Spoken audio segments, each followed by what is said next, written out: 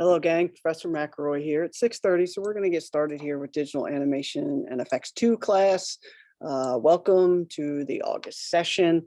This is the one course, I think, out of all the GRA courses that really have large file size, at times really some intensive kind of work through project processes. I mean, we're going to be doing video editing in here, a little bit of audio editing, and some logo animations. So this is the course where having a large external drive or some kind of ability to work at the computer you're going to be working at is going to be kind of critical in this process. Because the files, the process, the elements we're working on in each of our projects each week are so large and intensive, I do try to post a pre-lecture lecture, basically the lecture for the week, Sunday nights, to give you an opportunity that if you have a computer at home where you're downloading all the files, you have a station somewhere or a thumb drive, an external drive, something to store the data we're using for the week. I try to make it as easy as possible for the students because it's a big beast that we're working on this month. We're going to be doing Adobe Premiere for some basic video splicing, editing, overlaying, movie building, MP4 movie building. And we're going to use After Effects to add some intro and outro animations to our movies so that we can build, in essence, some mini social media clips, some small marketing animations, some things to really reinforce the multimedia side of what we do as designers. So I love this course. I love the process of kinetic design, motion in design, keeping in mind that that little phone you have in your pocket's really powerful for shooting video. So it's an awesome opportunity if you want to do some of your own like mini filmmaking. I always love commercials and social media posts where it says, or music videos that say shot on the iPhone. It doesn't matter if it's a Samsung, whatever phone kind you got. It's just been kind of hip terminology lately to say shot on the iPhone. But Adobe Premiere is awesome for, honestly, iMovie is pretty awesome. If you're an Apple person, even iMovie is really awesome for bringing in splicing timeline video clips, overlaying them, adding filters and transitions to them. There are so many programs out there that allow you to do some really spectacular animation work, some video work. We're going to use Premiere the first few weeks of the class.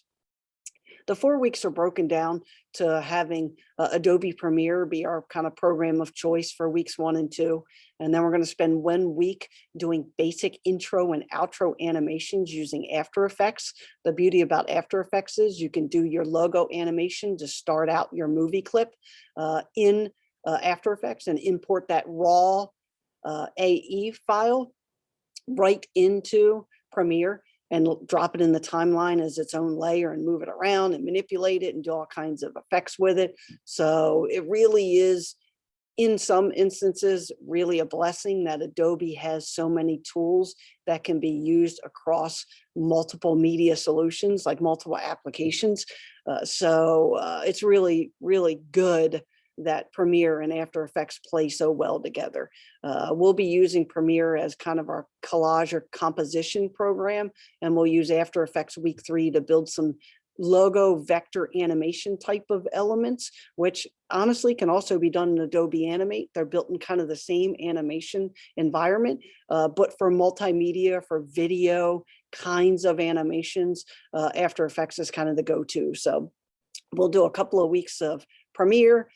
This week, tonight, I'm just going to talk about downloading image video sources, importing them into your library in Premiere, dropping them in timelines, doing some basic splicing and editing, some transition, and a text overlay just to get comfortable with what it looks like in Adobe Premiere, and that'll give you a chance to get into your learning module 1.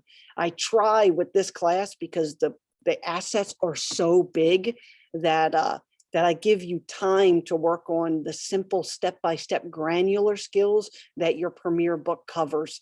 After Effects, I think you're going to gravitate to it a little quicker because it does look a lot like Animate. So if you had the Animation 1 class, After Effects looks very much like Adobe Animate, just for a little bit more of that video output environment versus 2D animation, which is what Adobe Animate is really comfortable and good at. So that's kind of the step up from Animation 1 to Animation 2. Now, hopefully you logged in, took a quick look at Learning Module 1, and we're going to talk about that in a minute, and took an opportunity to kind of take a look at the announcement sections, because I want to just kind of talk a minute about your book. This is not new to anyone in this course. We have a handful of students in this course. They've all had other GRA classes. They all understand the Adobe Press book process. They've used Adobe programs before, so they kind of get the gist of kind of how Adobe is laid out, kind of the structure of the programs and how they work. And so we're gonna kind of use that as the foundation for our learning and kind of build upon that. Now, please make sure that for Adobe Premiere, you go into peachpit.com and register your book, because you're going to need to download the student assets for the chapter assignments. Now, you're going to notice right here, I did attach a zip file for some of the student files. And you're actually going to notice that when you download your resources for your Premiere book, you're going to get an assets folder. You're going to get all of these lesson chapter assignments. Now, the total size of the lesson folder is 6 gigs. There was no way I could bring all of those files, download all those files, and be able to share them with you in the Canvas environment. It's enormous. So I did download the basic chapter lesson assets, but not all of the asset files themselves, because you're going to notice right here inside the asset folder as part of your Adobe Premiere book, when you download the assets, are these folders: closed captions, graphic stills, video, and audio files. Now, inside video and audio files, you have all of these videos, all of those videos. If you don't download them yourself from Peachpit and you download this folder first, you're going to have to go to Peachpit and download the assets and put them inside the asset folder. I tell most students, unless you're in a real pinch, go to Peachpit and download everything yourself. But it is 6 gigs of video and audio and stills and photographs, all in the asset folder, on top of the basic granular projects that you have in your chapters 1 through, I think the book actually has about 18 lessons. We're not going to do all of those, obviously. We're only doing a couple weeks, some basic skills for Adobe Premiere, but there's a lot of assets in there. It's 6 gigs. It took me the better part of 45 minutes or so, even in my home office, both my office here and my home office, downloading the assets to the Adobe Premiere Classroom in a Book textbook.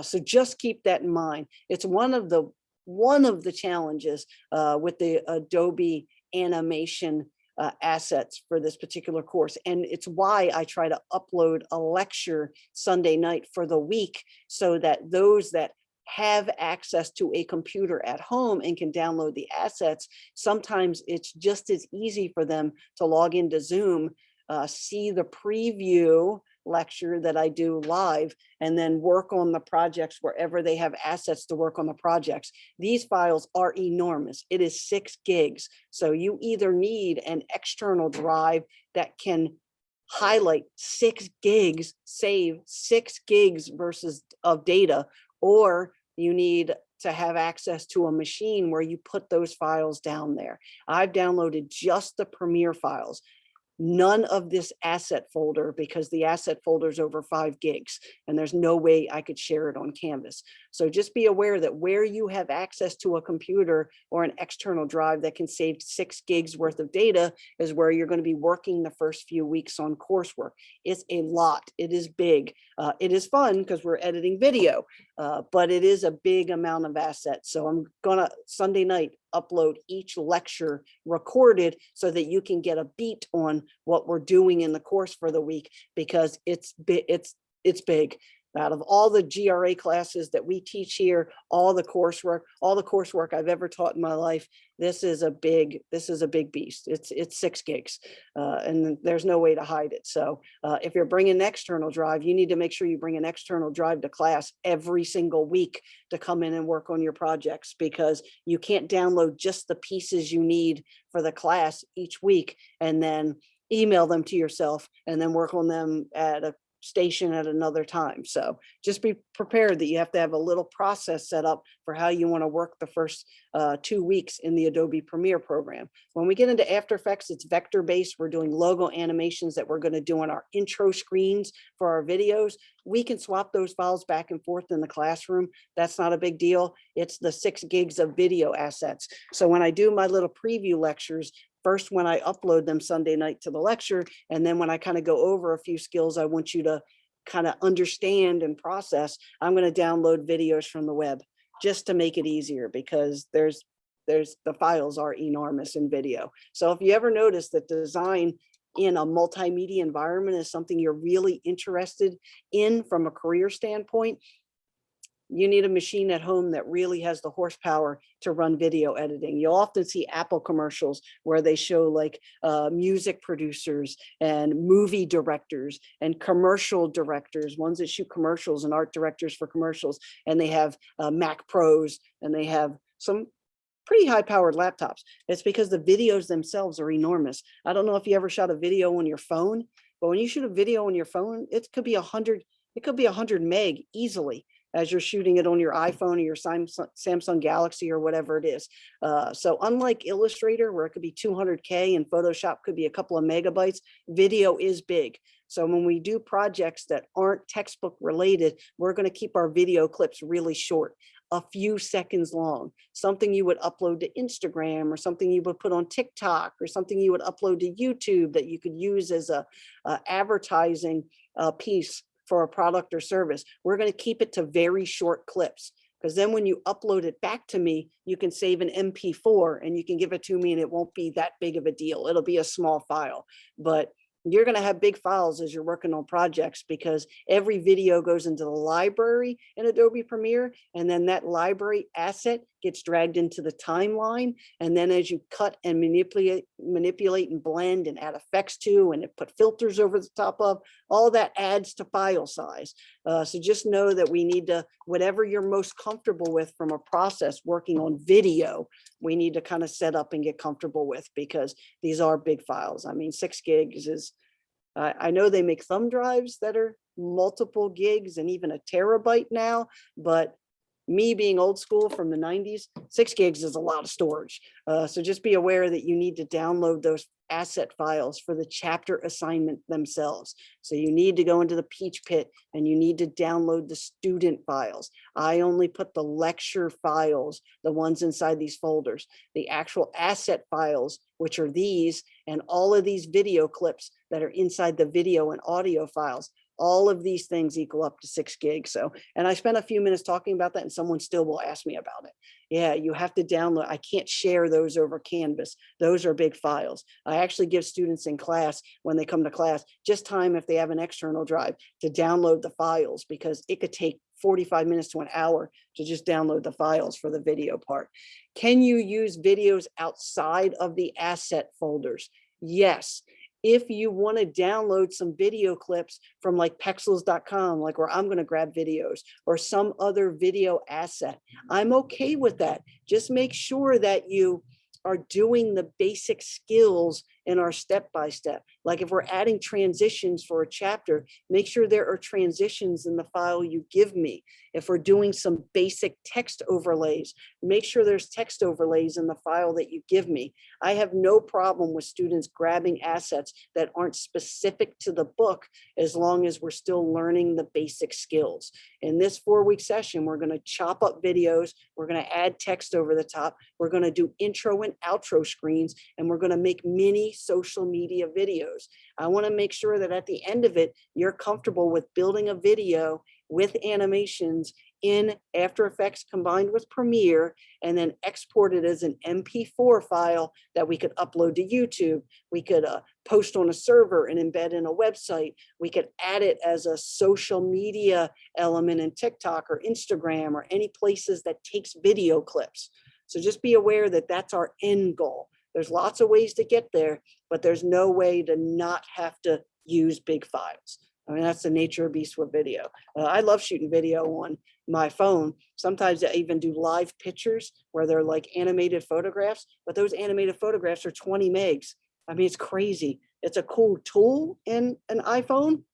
And that's why so many people show shot on an iPhone when they do social media posts and commercials and all that good stuff. And now they have cinematic setting that they've introduced in the iPhone, where based on who's talking in the video, that person is in focus and everyone else is out of focus. It's really amazing.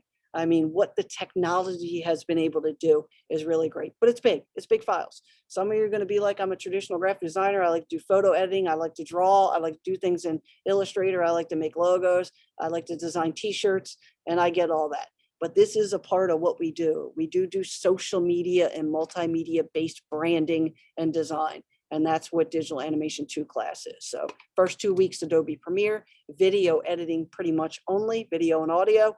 Week 3, After Effects, logo animations that are embedded in videos as intro and outro screens. And then week 4 will be where we combine the two programs and make an out-of-book project. So just be aware, to do your assignments, you have to download this stuff because it's what our first module is all about. Chapters 2 through 5. I didn't have any out-of-book projects, anything for week 1. It's just doing the first few chapters in your book, because it takes time to download assets. It takes time to open up Premiere. It takes time to kind of navigate the process of video editing. So no out-of-book this week, just a couple of chapters in your book combined with a little quiz on terminology from the first few chapters in your book, and downloading and setting up your assets. So you're going to notice real quick, just to even start the class, I'm going to start a folder, because everything has to be foldered in here. There has to be a root directory and there has to be subdirectories. The same way the lessons are set up in your folder. This is called the root directories, and inside the assets is called the subdirectories. So I'm going to do DA2.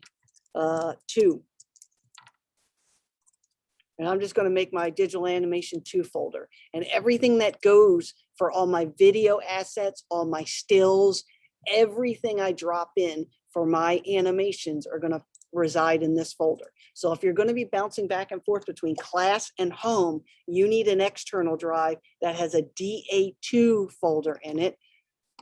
It's nice to put your last name too, just in case. So just for the sake of the process, I'm going to do DA2 McElroy. That way, if anyone taps into, or I forget my folder or something like that, I can still have access to my material. So this thing has to travel with you. So unlike other classes we've had together where you could get away with making a zip file and emailing it to yourself at home, that ain't going to work in here, because 6 gigs is not going to email. Even if you do if you have iCloud or you have cloud storage of some kind, some students every once in a while have some cloud storage and they dump it on Google Drive or one of those, and they access it back and forth between home and the classroom. That's perfectly fine too. Whatever works best for you, but you need a root directory, your last name with the class name, with all of these assets, including anything we download from the course as we're navigating. So please make sure you do that tonight. No joke, it's going to take you probably an hour to download all of those files, but you got to do it because time goes quick. So if you wait a few days to do it, then you get behind or something happens. So please set aside some time this evening to just download your files and put them in a folder that you're comfortable with. All right. And you'll notice that I posted my last lecture for week 1 already in the announcement. And that's because I need students to be comfortable with videos, where they're saving them, how they're working, and how they're completing the first 2 weeks. You'll actually see Sunday night that I'll post the week 2. It's a little bit longer lecture, and it's already all the effects that we're doing inside Premiere. So you can pre-watch it, come in here to class with your files, pre-watch it, listen to me, next week. Work from wherever is most comfortable for you, but you got to travel with your files. This is the one class that's a little bit tricky with file management because you got to be able to go back and forth with it. It's kind of a waste of time if you show up and you don't have any files, because we'll be doing an interactive lecture together, but the rest of the time you're working on your assignment. So you got to be able to travel with them. Okay, that brings us into Learning Module 1. And Learning Module 1 is all about these 4 chapters. They're just the very introductory chapters in your Adobe Premiere book once you download your files. And I put a little quiz. There's no tricks. You can have an open book. You can go through it. You can take notes. If you have a digital copy of it, take notes. If you decide on a physical copy of it, use a highlighter, whatever works for you to get the basic terminology down kind of under your belt. No out of book project, just a topic share. I want us to download the files, open up Premiere, and start exploring the program because I love it, but it is time consuming. There is a lot involved in the process. I am a traditional graphic designer. I design logos. I do mascots. I draw on my iPad. I draw on Illustrator. I do billboards. I do t-shirt designs. I do merchandising. I do all kinds of stuff. Video for me is something I added to my skill set, even though I know how to use the programs in, I would say, the last year and a half, because a lot of my clients have been like, I need social media videos. I need to set up TikTok. I need a YouTube channel with some videos people can check out. I want to teach people how to do basic yoga, like Pilates or yoga steps. And I need to shoot a little 20-minute video, put my logo at the beginning of it, give the credits to the models that were in the video and post it to YouTube.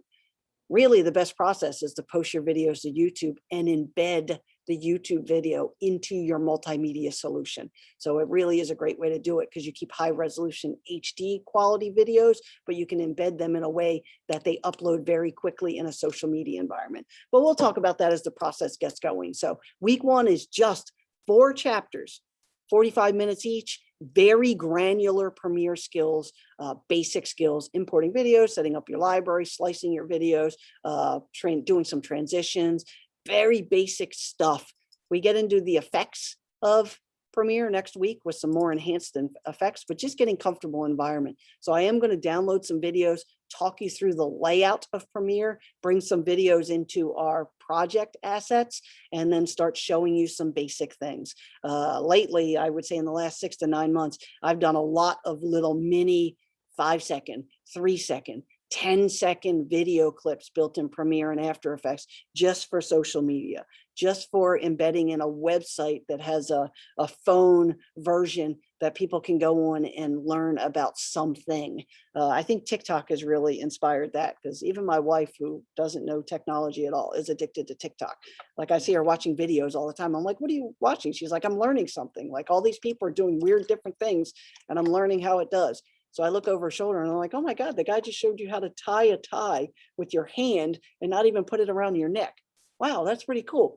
And so all of these influencers, quotation marks, all these social media influencers are putting their logo at the beginning of their videos, doing a basic little animation, doing a credits at the end, uploading them to their social media accounts, and they're making millions of dollars. So hopefully we'll give you a skill that may inspire you to become a TikTok social media influencer or something like that. I'm really interested in the subscription side of YouTube.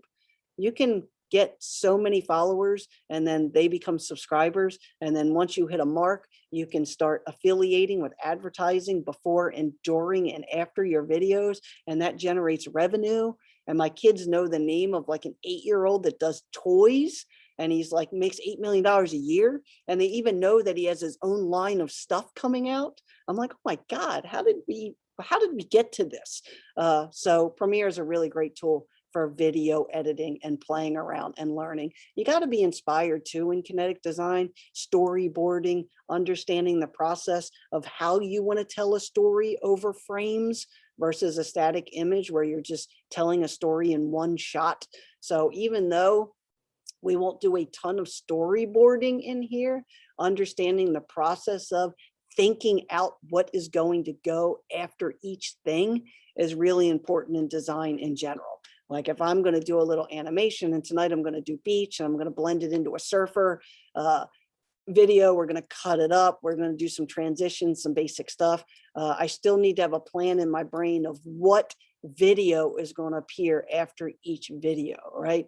And there's big business in that. I mean, everything from being a videographer for weddings and events to branding and social media. I mean, there's a lot to be said, even for a 30-second clip.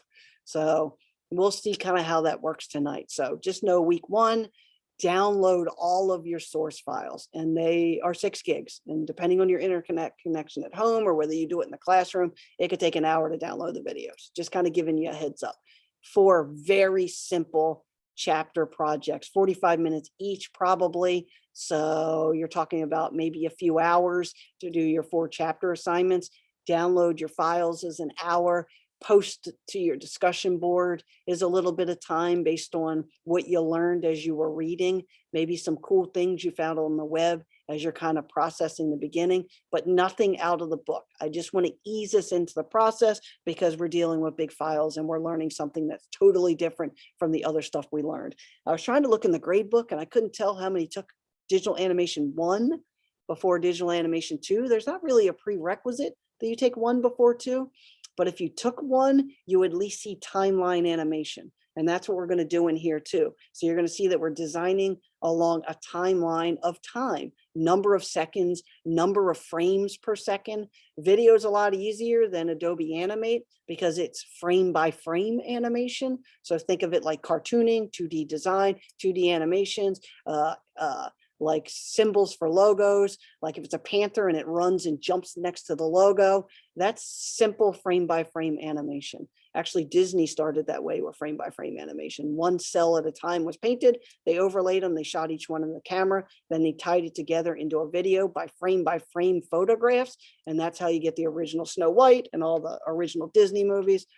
They've since transitioned into more of a onion skinning, a skinning environment where it fills in the blanks between frame 1 and frame 10 and makes it a really smooth animation. So they remove some of that frame by frame animation, but Premiere and After Effects is easier because it is video based. It isn't frame by frame, but don't forget in your brain that we're thinking frame by frame. The beauty about design is, and the power of design is the visual.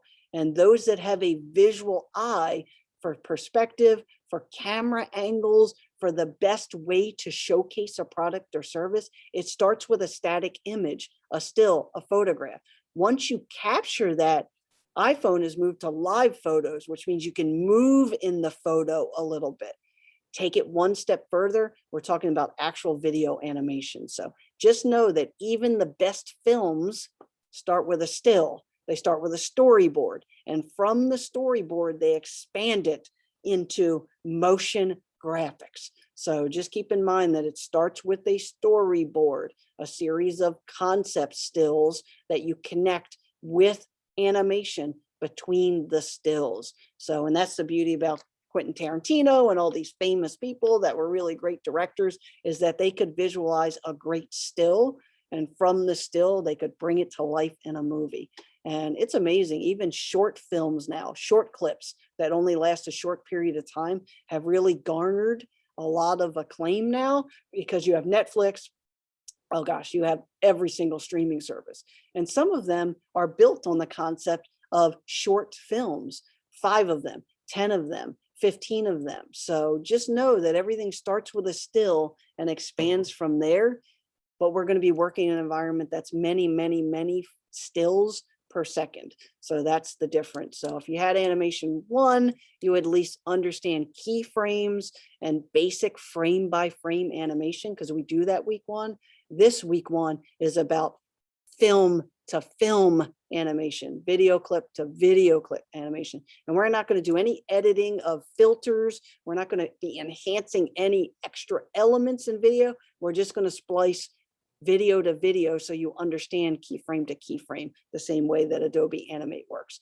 Like I said at the intro, it's a beautiful thing that After Effects and Premiere play very well together. They are the 2 primary tools for video producers. Whether you're making a music video or you're making a social media TikTok, it doesn't matter. After Effects is for vector-based logo and text animations, and Premiere is for video editing and splicing combined with audio adjusting. So that's kind of how the two play together. Weeks 1 and 2, Premiere, video and audio editing. Week 3, After Effects, logo, intro animations, and outros. Week 4, combine those two programs into simple, short clip motion pictures, whatever you want to call them, video clips, video branding. We're going to be a bit of our own influencer by the end of the 4 weeks. Okay. All right, so everyone gets the gist of week 1. Make sure you download your video clips. Let's get in and we're going to download some video clips. I'm going to open up a video clip in Premiere. I'm going to set up a project and I'm going to start talking about the tools, where the effects panels are, where the property panels are, what the basic tools are for Adobe Premiere so that we can get comfortable with the very basic editing process of videos. So I'm just going to get in for a new video, new window. And let me minimize our class so I can have just this tab open. Remember, I have a root directory set up here. So I have it on my desktop here. I have another root directory, which is here, which is all of the stuff that I download for classes. And you'll notice there's a Premiere folder in here. And I have all of my lesson stuff downloaded. You'll actually also notice that I have just a folder for last time I lectured, we did ocean, snow, and traffic, and I blended all the videos together.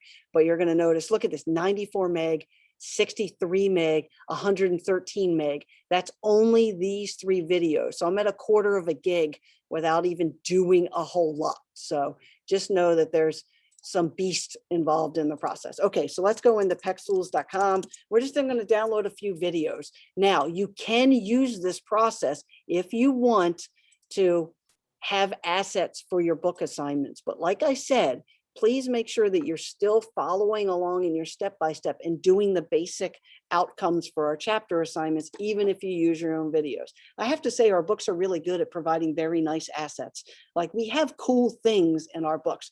So the videos they provide you, they're pretty cool. The sports ones, the mountains, all the stuff they have. And they do give you high definition or high quality images. It's okay also if you shoot your own videos with your phone, a tablet, whatever, a camera, whatever you have that might shoot a video. It's fine if you do that for our projects too. I'm very open to it because I understand that the files are really big, but just make sure that you try to have the best quality assets you can for manipulating in our programs because we want them to be good, right? We want our work to look good and be good. So make sure that even if you're shooting your own, that you try to grab the highest quality you can. So I thought maybe let's do beach, maybe beach sunset, and we'll just put some different files into my root directory. So you've probably used Pexels before. I talk about it in other programs. It's great for photos. It's great for video. It's free download. It's for educational purposes. So we can grab really high definition, high quality video assets. There's 13,000 of them on the site. So there's lots of stuff to grab from. So we just want to be consistent with format. So you'll see like these are landscape videos. And this one's a little bit more portrait. I'm going to try to stick with landscape-based videos because they're all high definition and they will all frame out at the same frame rate and same 16:9 proportion when I import them into Adobe Premiere. So I'm going to get in here and I'm going to download my first video. You're going to notice it's an MP4 file. If you shoot it on your phone or with your iPad or your Samsung Galaxy or whatever you have, more times than not, it's going to produce an MP4 file for you. And so let's just see how big this one is. It's only 9.7 meg. Awesome. So that one's not huge. So let's download a beach. Let's do a beach sunset. And I'm just going to grab some different assets. I'm going to stick with the beach theme because it's about 95 degrees every day here. So I feel like in a beach state of mind. I certainly wish it would rain a little bit more right now because I do like to run. I'm a runner. I run like 4 miles a day, 3 to 4 days a week. 95 degrees is pretty brutal for running. So let's see what we got here. We got Pixel Bay. That guy's got a nice video. Let's just see what we have. So I have the water rushing on this one to the shoreline. So I don't know from a storyboard standpoint whether I want to actually do another water rushing in symbol. I need a different perspective. So I'm just going to look and say, oh my gosh, this one's spectacular. Look at the sun and the waves and stuff. So let's download this one. So I'm going to grab this one. You'll notice I'm just dumping them to my desktop first. I'm a Mac guy, so I kind of just dump everything to the desktop for the Mac, and then I put it into my root directory. But you got to be organized in this class. Everything inside the project of your Premiere file is tied to videos that are assets, and that's why the root and subdirectories are so important from your book projects. And that's why exporting an MP4 formatted video when you're done will be important for submission. So we'll talk about that tonight when we upload our files. Okay, so we got our beach sunset. We have a basic beach. Let's try a surfer. I'm going to do a surfer and a windsurfer just so we can get some different techniques of different things that happen at the beach. So let's just see what we have here. There are some spectacular videos though. Let's see if this one has, well, that's pretty nice surfer. It's kind of coming in on the wave. I did wipe out, but that's okay. I'm not a surfer, so I'm not going to blame him. All right, so we got another 20 meg video. So I'm going to save that and dump it to my desktop. So if you're doing a particular assignment inside your book and it's specifically about football or soccer or mountains or whatever the thing is, you can go to Pexels.com and download videos that are equivalent to. But just keep in mind that your project, your lesson project that's already kind of pre-set up a little bit for you is tied to the video assets that are inside the asset folder. So it's a lot easier if you do just use the video assets, but it takes a little time to download them. All right, so let's do Surfer. So I'm going to dump that in my folder. All right, so we have a sunrise, basically, or waves. We have a sunset. We have a surfer. I don't know. Let's see if we have a windsurfer. I've never searched for windsurfer before here, but I have to believe there's some kind of windsurfer shot going on here. So let's see what this person's doing. You can always kind of tell by the quality of the filter too, like how good a resolution the video is that's shot. Looks like there's only a few windsurfers, so I have limited slim pickings here. What is this guy doing? Is he just running with a surfboard? Then we have this dude sitting on the beach. What's this guy doing? He's getting ready for his windsurf. Let's see what he does. Does he ever actually make it to the water and actually windsurf? Oh, that's kind of cool. I'll download that. I never did it. I don't know if any of you have ever done windsurfing. I haven't surfed either. I've done the stand-up board. I've done jet skis and some other beach stuff, but I'm not a surfer per se. So surfing isn't my thing, but kayaking and paddle boarding, some of the other stuff is pretty cool. Okay, so we have a few videos here. So I'm going to close Pexels because here we are. I've got 10 meg, 8 meg, 6 meg, and 20 meg, knowing that the 20 meg probably is either A, the longest clip, or B, the highest definition of clip that I currently have in my video catalog. All right, so let's go into Premiere. I'm just going to open up Premiere and I'm going to open up a new project. There are some templates and things embedded in Premiere. Your book really does have beautiful video assets to work on the projects. I do recommend downloading that 6 gigs. I do know it's a monster. I do know it's a lot, but just try to set up a process that works best for you these first 2 weeks because the video assets are so big. All right, we're in Premiere. I'm just going to set up a new project. And we're just going to talk about the basic assets. So I'm going to do lecture 1, Premiere, just so that we have the name set up. Remember, no spaces, underscores.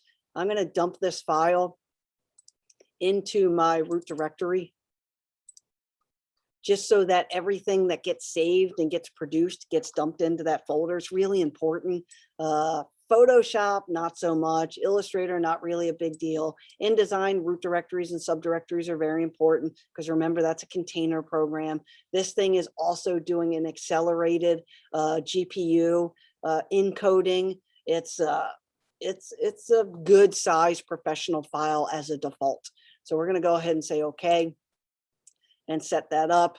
And that's going to give us this. This is our basic kind of dashboard, wireframe, whatever you want to call it for Premiere. And you're going to notice that there's an media import area where I'm going to dump my videos in.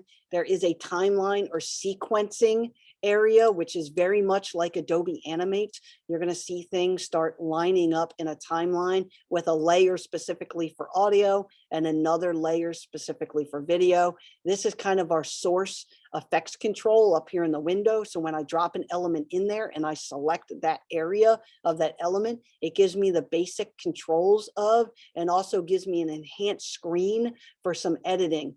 And you're going to notice these other tabs up here. These are kind of like the edit elements up here lined up along the top. So effects and audio and library elements and graphics, all that stuff can be selected and controlled once we start our timeline. So we have our decibels over here, which gives our audio clips, our range, and then this is going to be our sequencing for our media. But we really can't do much until we dump our first media in there. So I have my file open. I'm going to go over to my root directory, right? I'm all about my root directory. You're going to see that Lecture 1 Premiere file has been set up. It's a project, Premiere project. So you're going to see the PRPROJ. You need that file. And please do not upload just that file to me, because unless I put your lecture file inside of my asset folder, my collection of videos, that's the same as the book, I won't see your videos. They will be broken links. So when I'm done playing around, we're going to export this file so you can see the alternate compressed file you can give me for chapter 2, 3, 4, and 5 this week. But just keep in mind, you can't give me just MP4s and you can't give me just lecture 1s if the MP4s are the nested videos inside of my particular Premiere project. So we're going to take these videos and I'm just going to dump one at a time on here just so that you can see the process. So I'm going to take this thing and I'm going to dump it into my library. And there you go. It's going to give me a basic timeline. I'm going to dump this one in. And you're going to see I'm just collecting my assets in here. It's kind of a good idea to name your assets. So if you do download some things from, so we got Pixel Video Production, Sunset, and I need Surfer, right? So I'm just dumping these things into my library. So here's my video. Right here gives me basic thumbnails. Now, remember, when you open up your chapter assignment, it's going to say like lecture 1, PRPROJ. You open that thing up, it's going to be looking for these video clips because your project for your chapter 2 already has video clips nested inside of it. So when you open up that file in Premiere, it's going to question if there are any videos not in the asset folder where it's supposed to be. So if you're going to start chapter 2, you want to make sure you have everything downloaded in that same folder structure that your book has it with the root directory and the subdirectories, right? All the lesson folders, the asset folder, when you double click on the asset folder, it has the video and audio clips, it has the stills, all the things I screenshot in our week 1 lecture. That folder structure has to be the exact same folder structure for you at home, whether you're using a laptop or a desktop or whatever program, whatever computer you're working on. So if you download these files to your thumb drive and you open up your project for Premiere in Premiere from your thumb drive, don't drag the Premiere file from your thumb drive to your desktop without the assets and then open that thing up. Everything is pointing like InDesign. It is a container program. It needs these videos. If you don't open it, you don't have them all in the same place, so you got to open it up, you're going to get a crash screen.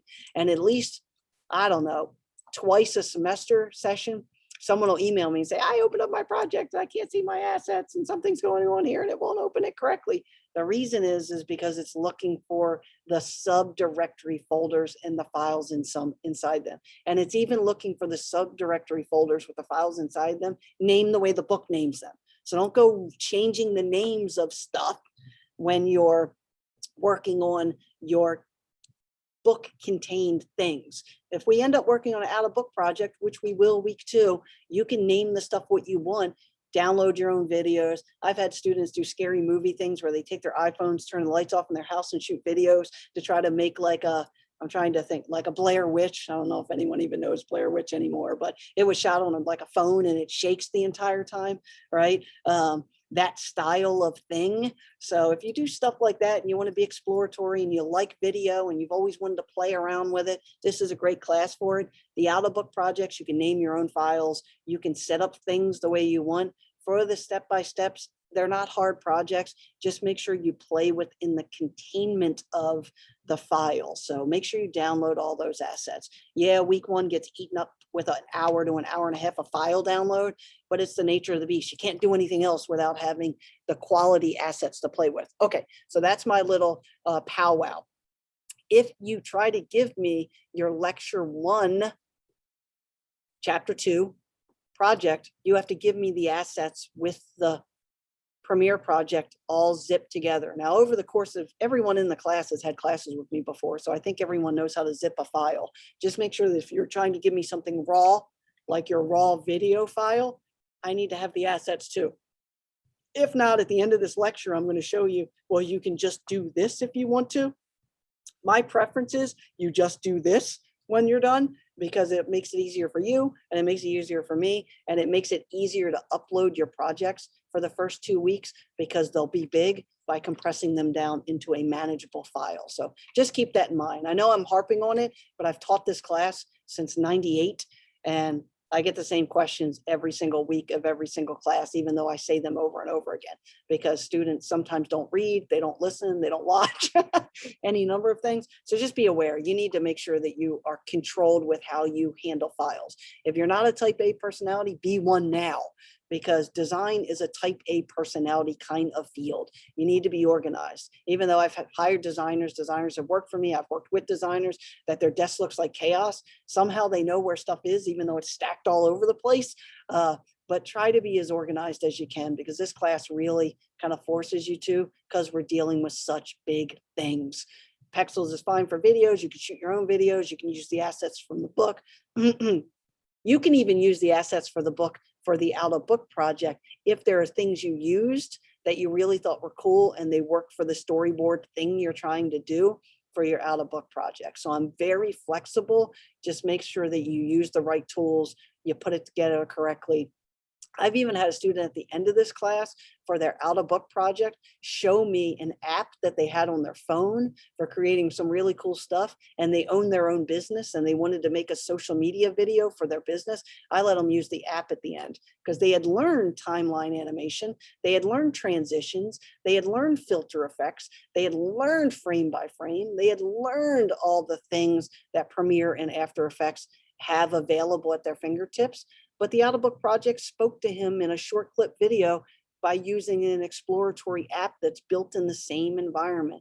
I'm okay with that too, but I just want to make sure that we're learning what video animation is about, what a logo intro and outro screen looks like the basics of putting together brandable multimedia solutions that you could add to your resume for a job that might be your dream job that includes video editing. And lots of jobs nowadays do include at least a little video editing. They want you to be able to shoot something with their phone for their company, and then maybe do some cleanup of the video, splice together a few things and upload to a YouTube channel so they can put it on their website. It's not big deal stuff. We're going to cover most of it tonight in a little mini lecture that would really get you by if you had a job that wanted you to do a little video clip. But it's something that some students are scared about and some students really love, kind of like web design. Some students are scared about it, some people really love it. So I just want to get the basics together for you guys so that you could do it if your current employer or your dream job employer posted something. Like Hertz and Arthrex and all those are always advertising. And many of them are looking for maybe someone who isn't afraid to shoot something on their phone. And I know our social media guy here for Hodges, he takes his iPhone around and shoots all the clips you see on our website and on all our social media platforms, including LinkedIn and all of them, with his iPhone. And all he does is drop it into, I'm not sure he uses Premiere. He probably does use Premiere, but he uses a simple little video editing program like this in order to, kind of do his basic social media stuff. So it's a good thing to have. So don't be afraid of it. Just be organized and be ready to go. Okay, that's my introduction to all the stuff we have to do. All right, so we're in Premiere. We've got our library area where we have all of our assets. You're going to see them. And there's already a relationship between our asset folder and our root directory. So if I made another folder in here called videos and I dragged all those in there, when I reopen this file, it's going to ask me to point to the assets again, right? Once I edit them, if I move these into a different folder, the next time I open up the PROJ file, it's going to say, I can't find surfer.mp4. Where is it? Once I select that video, it will relink all the other ones. So just be aware that it's looking for a location in our library here. Okay, so let's see what we got here. We got waves running in here. It does have a little audio clip with it. I'm going to drag it into our timeline. Okay, so all I did was take my surfer.mp4 and I dragged it into my timeline. Now this is where the magic starts to happen, just so that you can kind of see what's happening here. You're going to notice that my video takes up my timeline for the amount of time that it is, and it has a very basic audio clip here of just the waves crashing down, right? The waves crashing down is right here. Now, this is just like, so you're going to see our layers right here, video 1, video 2, video 3, audio 1, audio 2, audio 3. So each of my videos, if they have audio, are going to drop into my timeline. Just seeing the decibels here, right? It's very low decibels on my waves crashing here. But you'll notice when I select my timeline, the stuff over here starts to happen. Think of this as like our properties window in Photoshop, right? You import a layer, you get the properties over on the left-hand side, how many pixels wide it is, how many pixels tall it is, basic property information. Remember, the same as in Illustrator. If you drop a vector graphic in, you select it, you get a little property window that says fills and strokes, gives you all the basic details. You're going to notice that the video has basic motion proportions, basic ability to rotate and anchor in our screen, basic opacity effects, which you probably know is the amount of light that shines through. So let's say I wanted to put the surfer video on top of this one. It could share the same number of seconds inside of my timeline. I could just make the opacity 25% and it would look like he was ghosted over top of the waves that are rolling in. You get a lot of that overlap and dreaminess and double shooting and kind of like sci-fi movies. Sometimes you'll see them in product social media placement where you'll have the celebrity ghosted over a still of the bag or the product that they're trying to sell, where they're kind of animating people over the top. Just know that you stack this like pieces of paper, right? And you'll notice that it's got 100% speed. I could speed up or speed down the rate of this video. I can splice this thing up and apply different speeds, different rates, different effects to each of these things. And the video could go from color to black and white to a blue filter to speed up to slow down. All of those effects are built in my effects control. And I'm actually going to slice up this video a little bit and play some transitions and do some different things so you can see how it works. Your book does a really good job of kind of explaining the basics of the effects control.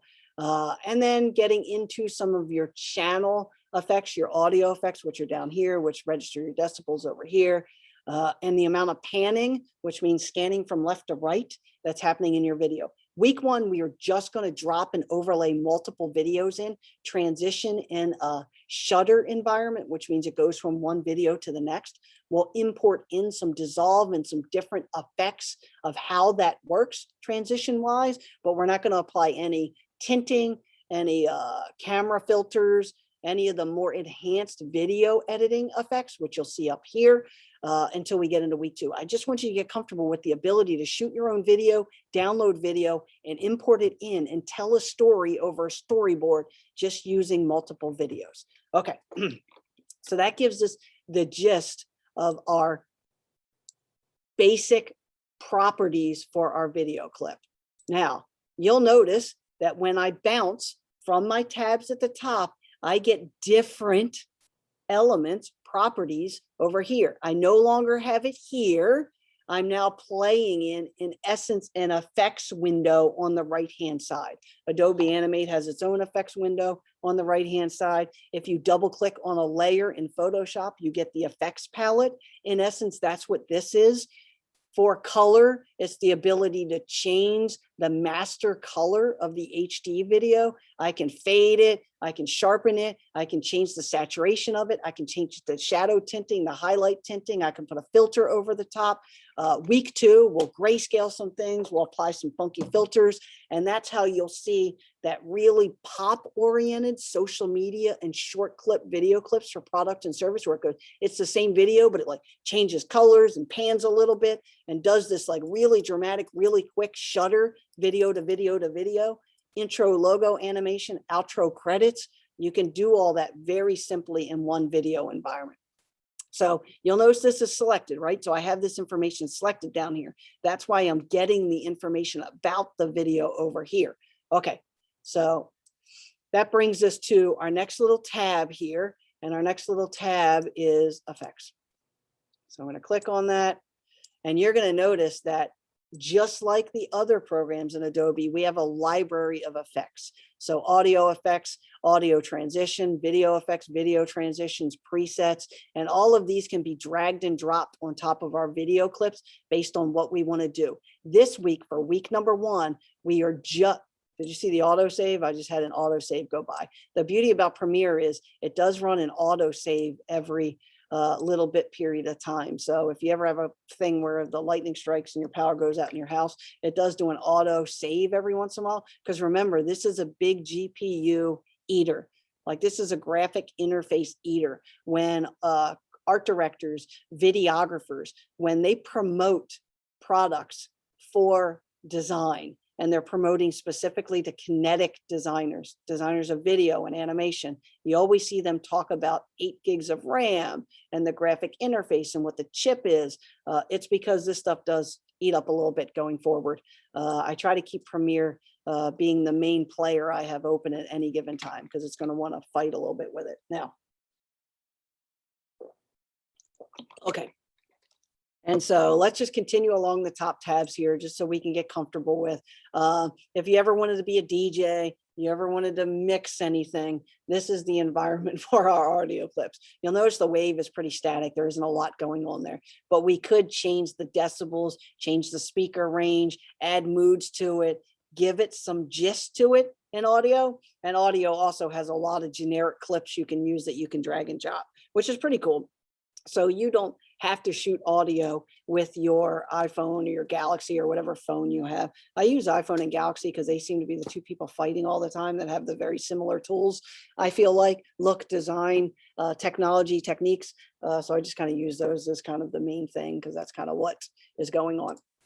And you'll notice as we bounce, now we start getting into some template environments like credit animations and that sort of thing. These are really great things to drag in. We're going to make our own, but you can use some of these really cool image filters, animations that you grab in as a graphic. You drag it and drop it in. It becomes a layer. You can select it. You can use the text tool and edit it. It's pretty neat. And you'll notice it has a black screen. The black screen just means that it's transparent. So when you drag and drop this stuff on top, it just means you can see the video behind it. And then we can move it around the timeline anywhere we want. And we can put it on the black screen or we can put it like anywhere we want to. So it's pretty cool. And there are some libraries.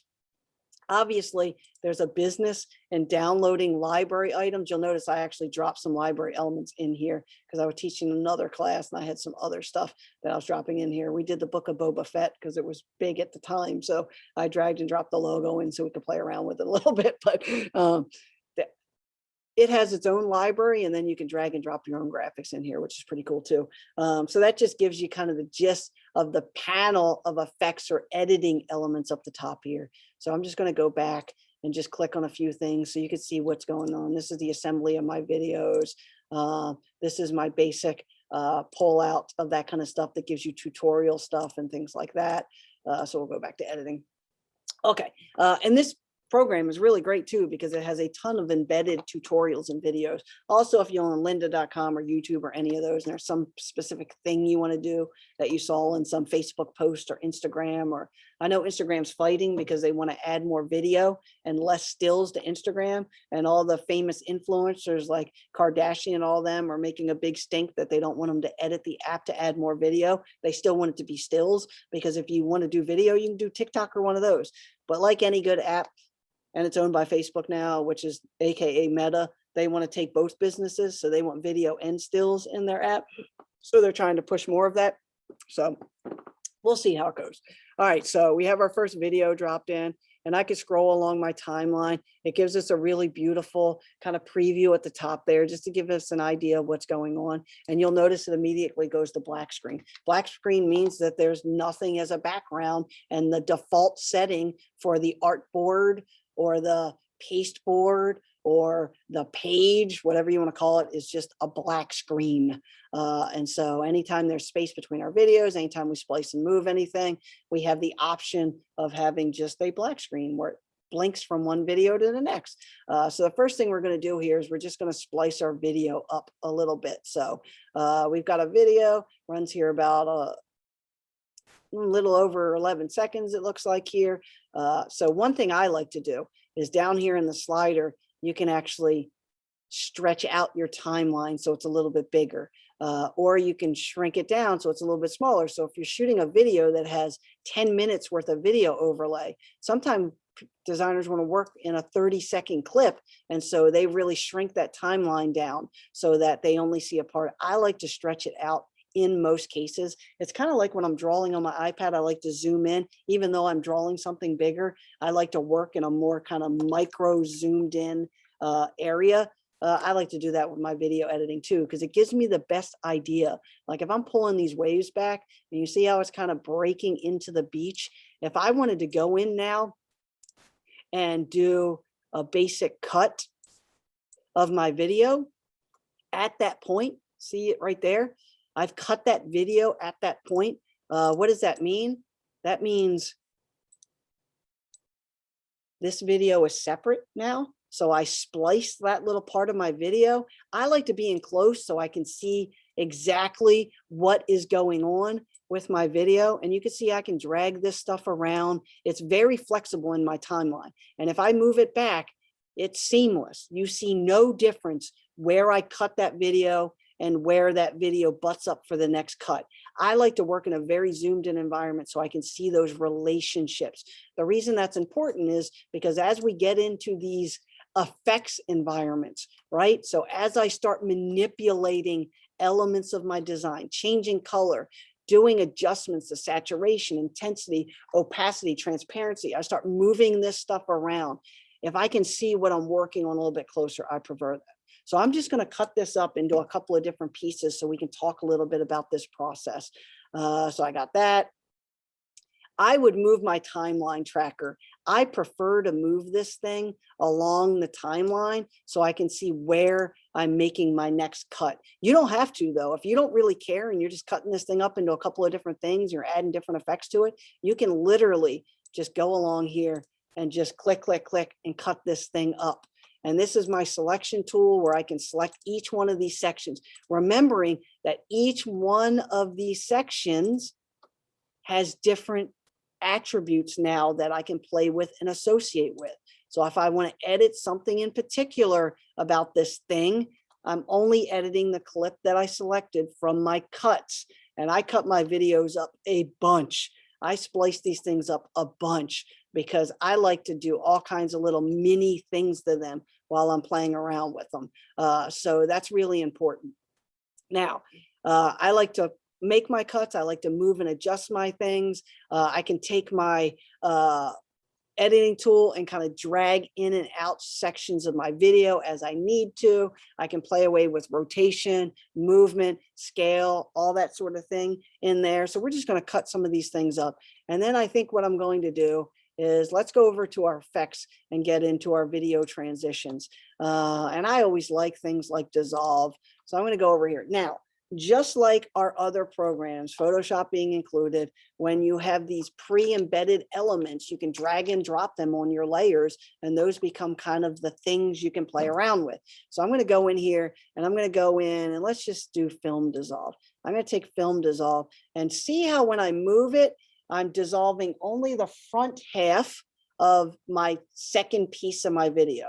If I drag it over here, I'm only dissolving from the second half of the front part. But if I move it to the middle, I'm actually going to dissolve in between the videos.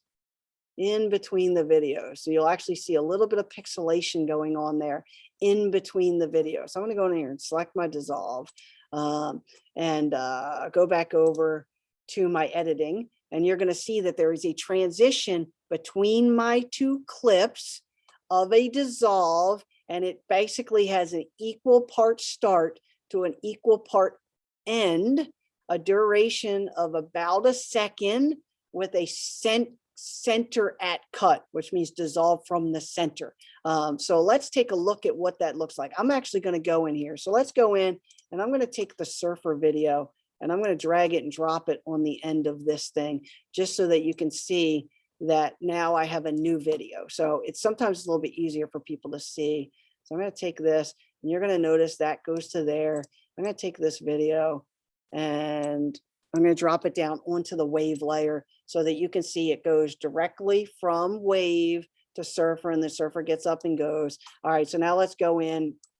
I'm going to go into my effects tab. I'm going to take my dissolve film and I'm going to drop it in here right over the top.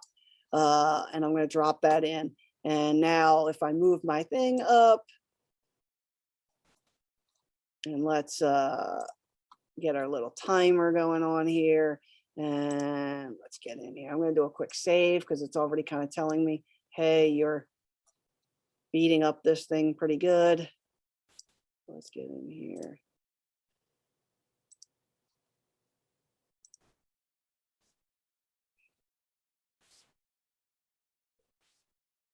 All right, so now let's get in here.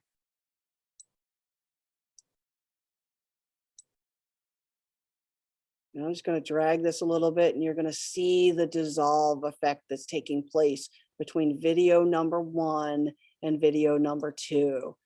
I can select my little dissolve area.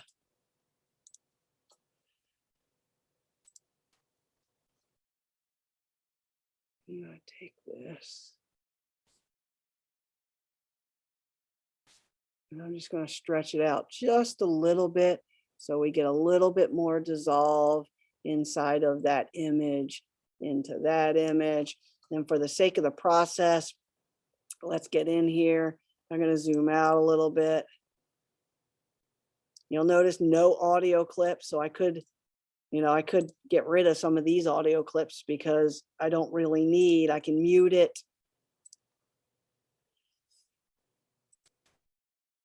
Shoot a little clip there. All right, so let's get in. I'm going to get into my next thing. So let's go in, grab the sunset. I'm going to drop that in right there. And you'll notice there is an audio clip to the sunset that I do not have in my wave runner, right? I do not have in my wave runner.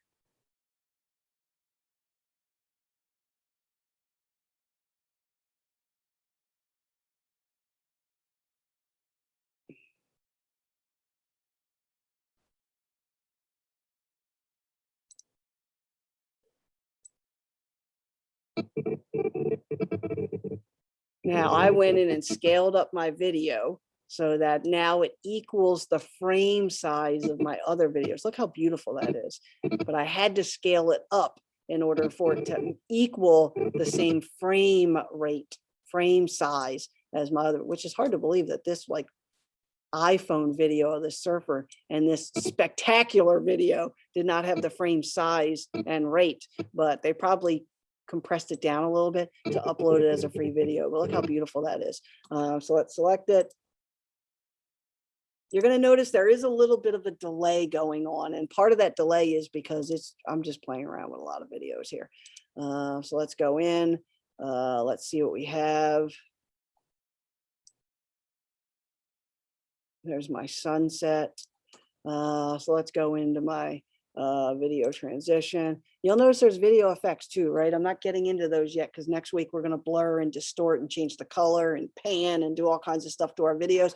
I'm just trying to get you comfortable with the selection of the video, the dragging and the dropping, how the audio clips work, how they separate from the video and how they stack, and how you can put things on the same video line, same audio line, and you can also separate them. I could put a video on the top and change the opacity on it, and it would blend in over the top of all the other videos, just so that you can get the idea of layers, sequencing, stacking, and everything that's going on here.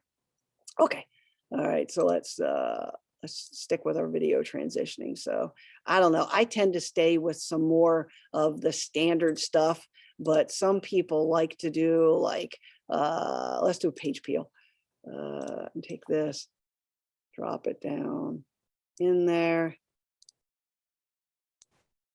And you'll see it peels the page. Not my favorite, but some people think that can be cool in their video transitions.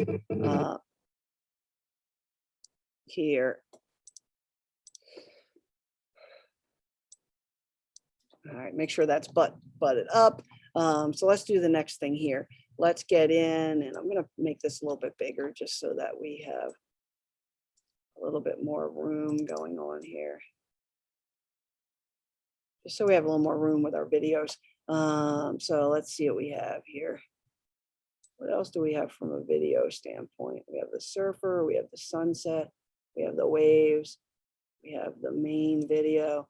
So let's take our surfer and drop our surfer in on top. And so now I'm going to take this and pan. And you're going to notice the surfers actually on top of the sunset, right? So let's get in here, see what we have going on. So let's go in here. Crank it down just a skosh. So now you can actually see the sunset is behind there. I'm just manipulating the opacity of this video a little bit. Let's see what we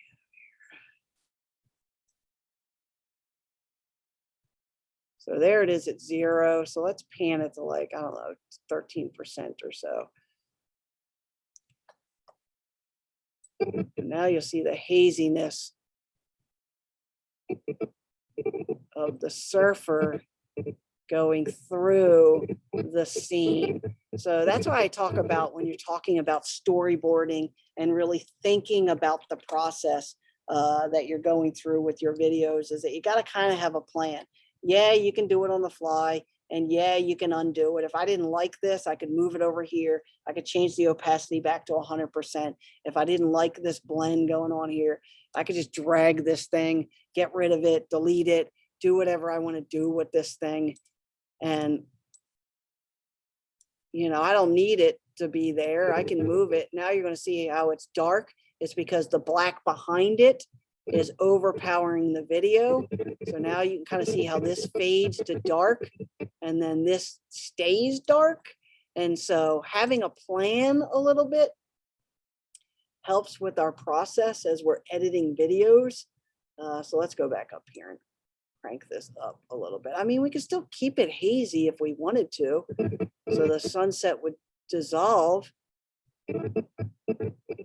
you know, into our surfer. That's actually a great clip, the way that transitions and you see the surfer come from the left-hand side. If I had a little bit better video, maybe the guy running on the beach here where the sunset is, and then add in the video clip. And so he could transition very well into there. So let's mute our track here. Actually, I'm going to mute all of them. And so I like, for the most part, to stay in one video timeline as I'm kind of manipulating what I'm doing here, because then I can really make sure they're stacked all together. But like I said, there's nothing against me moving it there because it will snap itself. Like when I'm dragging it, it will snap itself there, and I can do all kinds of stuff with it. So if I set this here, I can go in and I can chop this thing up, and then I can add my effects controls, change the opacity. So let's go back to like one of our original video clips. So let's scroll back here to one of our original video clips. And I could take this one, and remember, all I did was splice it up into all kinds of different. So I'm going to crank it down a little bit.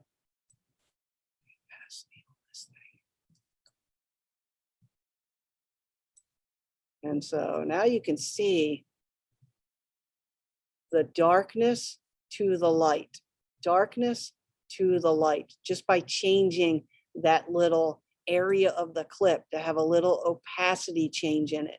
And that's what I mean by that shutter technique. So maybe I wanted to take my text tool, and I'm going to drop in, I'm going to drop in a text box, and I'm going to name it Summer Fun 2020. 2022. Summer Fun 2022. And let's take, let's see. Let's make it a handwriting of some kind, just because it feels like this could be a personal video for somebody. So let's do like sign painter. Let's crank it up a little bit. Left align is fun. It's fine. I'm just going to drop it down here. And I'm going to compress Summer Fun down to only be during the fade out. So you see how it appears and then it disappears. So I only have it for the fade out, which now makes me wonder, should maybe I fade this out a little bit more. Let's crank it down to like 26%. And so now it fades out for Summer Fun and fades in, right? So I'm just problem solving some of the basic tools inside of Premiere. Now Premiere has you drag and drop a still image too, in just like the text tool. So it would look the same. It just has a still graphic that appears, a static image that gets squeezed in the timeline that lasts a period of time. See how this lasts for just a period of time? A still image can last for that a period of time too. So think about like someone running on the beach, and then the timeline is cut, and then there's a static image of a New Balance shoe. And so that's where the still lasts for half a second or a second, and maybe has the name of the shoe or New Balance branding, and then that disappears, and then the next running scene or pole vaulting or whatever. So you can dance the line of video and static, whether it's static graphic, static text, and then you can splice your video and squeeze it in between timelines or overlays with different opacities that can tell a really short, you can shoot a 5-second branding social media post and have 10 videos in it, and have 10 slices, and have a text appear for a half a second, and have a still image of the logo of the brand appear for a half a second or a second. Just remember, it's cut, move, stack. And each one of the elements that you select, just like the text right here, has its own ability to move, have effects applied to it, have adjustments done to it. All of those things can happen even for the little text tool. So because they're all layered, right? They all have their own little elements, their own little properties. So I'm going to drop it on the end of that video, and you're going to see it dissolve, right? So there it is dissolving. So I added a dissolve effect transition to my text. So it looks like it's disappearing as the cut ends. So it goes from one property of the video to the next with a cut in between it and a dissolve. And you'll notice that this thing takes up only the amount of time between that video, right? But I could make it take up more. So now look at it. It stays for the shutter, stays, dissolves before the next cut. So Premiere's very smart. It kind of has these smart guides. So each one of these cuts is an area that it wants you to snap stuff to. So as you stack things and as you put things together and expand and shrink them, drag them longer, change the transition pace, change the amount of frames per second of each element, it snaps to where the cuts are. So that's why the cut and the stacking of videos become important, and why I cut multiple videos is because I want to kind of affect where things come in, where things transition out, where things pan, where things dissolve, where things change color. All of the power of, kind of like Photoshop, we import multiple images into multiple layers, but you only want one image in your layout to have an outer glow, or one image in your layout to have a particular lighting effect or something going on. You double click on your layer and you apply that effect just to that layer. This is the same scenario. You're just working in kinetic environments, not static environments. So I'm just adjusting based on the selection I have, which you see right here, right? So this is my selection, and I can move it and adjust it based on what I have going on here. Now, when I add these transitions and things, if I don't adjust the video in that cut one particular way or another, you won't see the effect as well. Yeah, you'll see the peel back and stuff, but if you want to do fun things like dissolves and morphs and kind of doing that immersive environment or a lighting adjustment or a 3D effect or something, you want to make sure that you decide where in your video you want that to happen. And it's normally a marker, like some area of your video, like the waves crashing on the beach, or the first wave cresting, or in this case, when the surfer stands up. See, standing up right there, that's probably where I would want to cut the video if I wanted to do something to it, something cool to it. Well, let's cut it where he stands and let's animate in some text that says, "Good job, dude," or whatever, right? So even in the video we're working on, there's a storyboard inside that video. There's milestones in the video that you might want to do something with.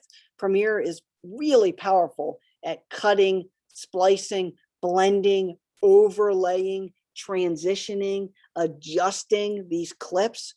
But you still got to kind of have a plan when you go with your clips. Your book does a good job because it already kind of has a plan. It just wants you to work through the plan. But as you're doing your chapter assignments, make sure you're taking notes about the plan. Make sure that you see what they're doing in the order they're doing it. And maybe you're note taking a little bit, that if you want to do something on your own, because I would say probably 50% of the students, maybe not that high, maybe 30% of students have a friend, a family member, a business partner, a company that they work for that would love to do a simple 1 second, 2 second, 3 second, any number of seconds videos that they could post on their Facebook page. They could put out on social media if they use it.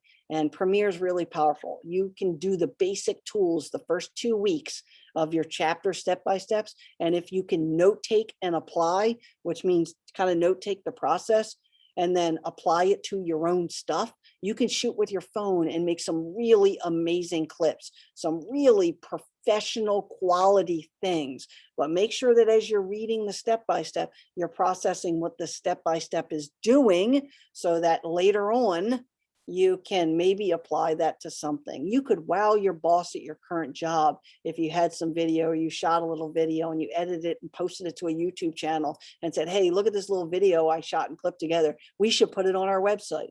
If you take basic web design class, you know you can embed the iframe inside of a website, a Facebook page, anything, and make it part of the experience. And it's uploaded to YouTube and people can search for it and you can tag it and do all those cool things. So the chapter books, the basic chapter assignments we're going to do the first couple of weeks, you could really do some professional wowing stuff.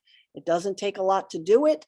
You just kind of got to know what you're looking for and understand how it works. The reason I like this class as a 3000 level class is because you've already explored Photoshop and Illustrator and some of the design programs, more than likely, unless you transferred in from somewhere else and you learned those programs somewhere else. But either way, you already learned where properties are, what editing tools are, what library effects are, these basic things that we're working with in Premiere, you've already been exposed to. We're just doing it in a video environment now. It can be a bit cumbersome at times because you're going to notice, look at this, I dragged a few videos in and I'm already to almost a minute of video. And I just did some basic stuff. Look at this thing. So it dissolves, that stays for a few minutes.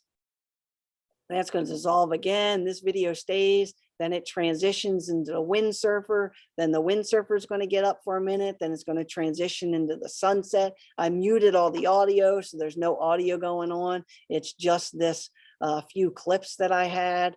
Now, keep in mind, this is almost a minute. If I was making this for branding purposes, I would certainly want to compress either cut out some of the video that makes no sense and only clip in the video that's really beautiful to compress this thing down, or use less videos, get it more compact so that you can use it more as a social media tool or a branding tool or something like that. But you can see this is a minute. I've been working at this thing for 45 minutes and I have a minute already eclipsed.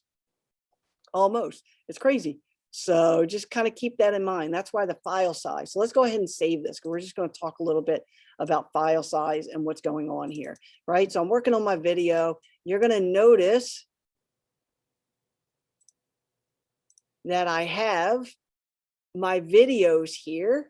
I have my auto save backup here. So it's auto saving as I'm working. I have my primary thing going on here. And so let's scroll across here and look how small my actual file is. It's 74K. Could you easily upload that to Canvas and be good to go and all that good stuff? Absolutely. The problem is everything in here is tied to this stuff. So I need the 50 meg worth of videos in order for me to be able to see what you created if you give me just this file. So just keep that in mind. Do not give me just this file. If this is the stuff that you're working on, then I need this whole thing zipped up in order for you to upload it to me. Could I take your project file and dump it into my asset folder for this class and be able to see what you're seeing, right? Because like this is the lessons and this is all the assets. So I have it all right here. So could I take your chapter 1 and dump it right here and then be able to see what you're doing? As long as my folders are the same sequencing as your folders, I'll be able to see that. But I don't prefer that as the means, because if for whatever reason your videos reside in a different subdirectory, you put all your files into one root directory, I'm going to get broken links and I got to relink all your videos. To just make sure you're not doing that. Like you're either zipping all the assets with your Premiere project file, or you're going to export it for me, right? Or you're going to export it for me. So you're going to notice right here, I'm going to choose export media. And you're going to notice that an MP4 is the option for the compression of the video. Can I have a QuickTime? Yes. Will it be fine if you give me a QuickTime? Yes, because I have QuickTime Player. So if you have a Mac and you choose QuickTime, it will export a video, QuickTime media file. And yes, you can upload QuickTime media files to YouTube and it will take those too. But the rule of thumb for industry is an MP4 file. So just make sure that as a best practice, you understand that the MP4 is the best place to save your file to. And you're also going to notice it does a kind of a low res compression rate for me. So that's fine too, right? It's going to do a low, and it's going to output it to my root directory. See how it says it right there? It's outputting it to my root directory. That way I get this thing compressed down to an environment that you can give me one file if you need to give me one file, right? So you need to be able to manage the first couple of weeks here with knowing what you have to save, export, and save for me, right? I need you to be able to do that, because this is the file and it's only 2 megs that was created out of, look at it, it's fine. It gives me a gist of everything you spliced, created, outputted, all the animations, all the stuff that's going on. You can see the dissolve, you can see the text. This is a simple MP4 export out of my Adobe Premiere file. It has its own special tag, but in essence, it's an MP4 file. So you can see it right here. Now you'll notice it's 2.3 megs. That's perfectly beautiful and fine for what you're producing for me. 2.3, you can upload that to Canvas, no problem. And Canvas will actually preview this video inside of the preview window for me. So I don't have to download your file, put it in my root directory, plug it into all the assets. So even in your chapter assignments, chapters 2, 3, 4, and 5, please make sure when you're done that you package this thing, export this thing in a way for easy upload. Even if you wanted to zip this file because you feel more comfortable in the zip environment, even if you want to zip the file for me, it makes it a little bit smaller. It makes it from 2.3 to 1.4. You can upload the zip file too, so it will compress it a little bit for you. Now, as we work through, the chapter assignments are easy because you already have the asset folder set up. You already have your lesson folder set up. When we move into our out of book project starting next week, you need to make sure you have a folder inside your root directory. So I should have a folder here called out of book 1 McElroy. And keep in mind, out of book 1 will have any assets we're using for our out of book project.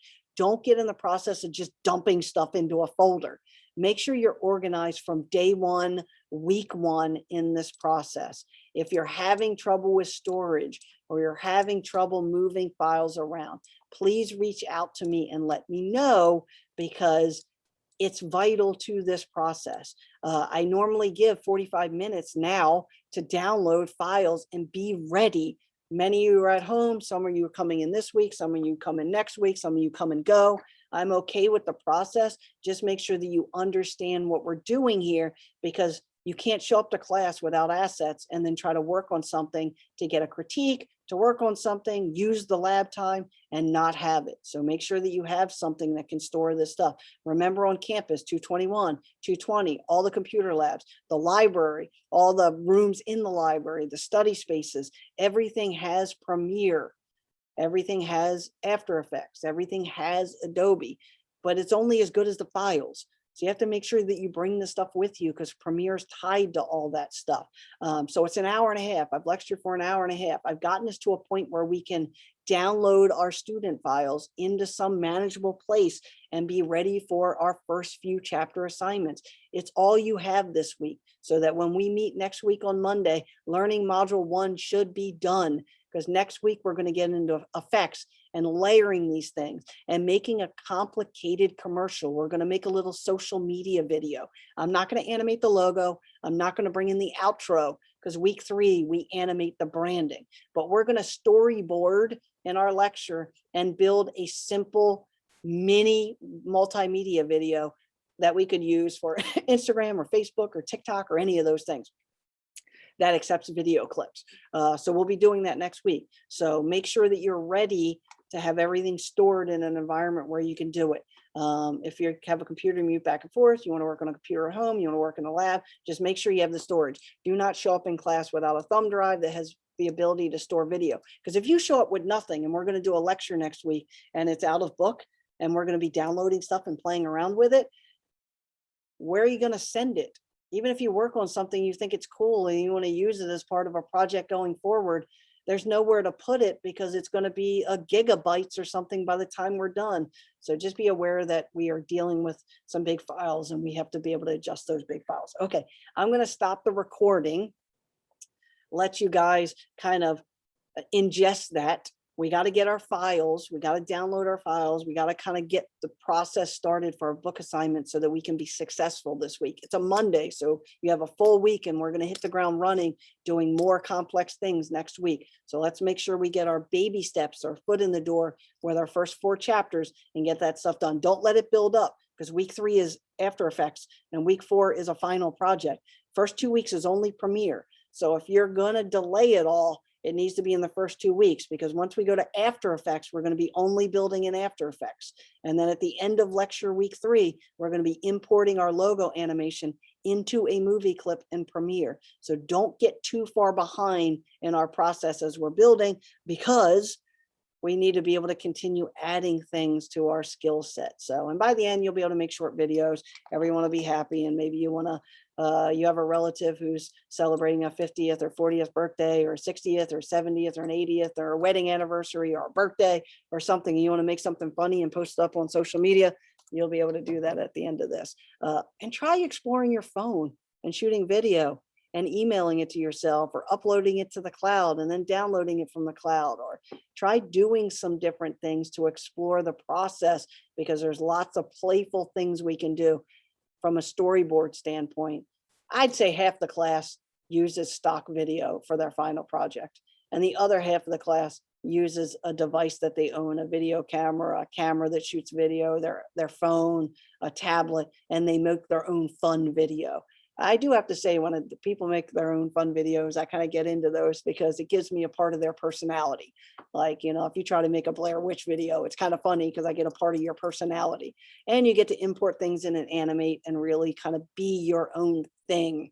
But half the students do use stock video too, and they do that. So let's see how you do. The class is full of some what I would consider a little bit more traditional designers, and some that are leaning more towards kind of web and multimedia. So let's see how you do just with the basic chapter stuff. Make sure you upload an appropriate file at the end. It either has to be an exported file in a compressed environment like this, or you have to zip your chapter stuff up for me, including your asset folder with your videos and your lecture files. Or your last option is that if you have a computer that shoots a desktop record like QuickTime does, you can open up your project and record your project inside Premiere showing the animation. Some students do that too. They open up QuickTime or some version of that, depending on if you have a PC and a Mac, and they do a basic screen recording. And you can actually record the screen and hit play, and I would see everything you did in your book project recorded as a little MP4 through QuickTime. So that is also another option, but keep in mind that QuickTime screen recordings, the file can be kind of big because it's recording however long the chapter project is, right? When you export it, doing file export, it compresses the video down into a web video. When you do a QuickTime recording, it does a higher resolution screenshot, and sometimes the file can be a little bit bigger. So those are all your options for you. Okay, I'm going to stop the recording. I'm going to kill the projector for a minute in case there's any questions out there in Lala, the web land. And then I look forward to you guys getting started. So I need to stop this because it's the thing that I upload to the announcement, and I don't want the students that are totally online having to watch like a 2.5 hour interaction between student and teacher.